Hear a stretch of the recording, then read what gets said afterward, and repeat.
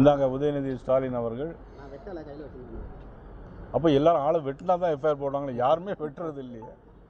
இது எவ்வளவு கேலிக்குரியமான விஷயம் அது.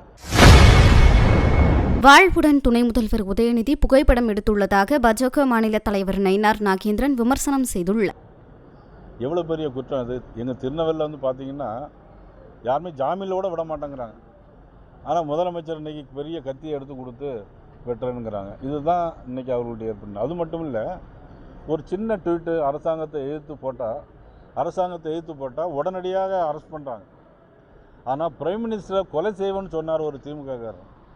எஃப்ஐஆர் கூட இன்னும் போடலை. எந்த விதத்தில் நியாயம் அது? அப்போ இந்த ஆட்சி ஒரு சார்பான ஆட்சி. இந்த காவல்துறை திமுகவுடைய ஏவல் துறையாக இருக்கிறது. ஒரு காலத்தில் கலைஞர் தான் சொல்லுவார், காவல்துறையுடைய ஈரல் புறையோடி விட்டது அப்படின்னு சொல்கிறார். ஆனால் இன்னைக்கு அவர்களுடைய ஆட்சியிலேயே, மதிப்புக்குரிய ஸ்டாலின் முதலமைச்சருடைய ஆட்சியிலேயே இன்றைக்கி காவல்துறை புறையோடி விட்டதும் இல்லை, காவல்துறை எங்கே இருக்குங்கிறதே தெரியல. இவ்வளோ பெரிய கத்தியை வச்சுட்டு நீ நீட்டிகிட்டு இருக்கிறாங்க. இந்தாங்க உதயநிதி ஸ்டாலின் அவர்கள். அப்போ எல்லாரும் ஆளை வெட்டினா தான் எஃப்ஐஆர் போடுவாங்களே, யாருமே வெட்டுறது இல்லையே. இது எவ்வளவு கேலிக்குரியமான விஷயம் அது. நான் குறை சொல்லலை. துணை முதலமைச்சர் இவ்வளோ பெரிய கத்தி வச்சுருக்காரு, நான் குறை சொல்ல மாட்டேன். ஆனால் இதே மாதிரி வச்சுருந்த ஆட்களாம் எஃப்ஐஆர் போட்டு உள்ளே தள்ளியிருக்கீங்க.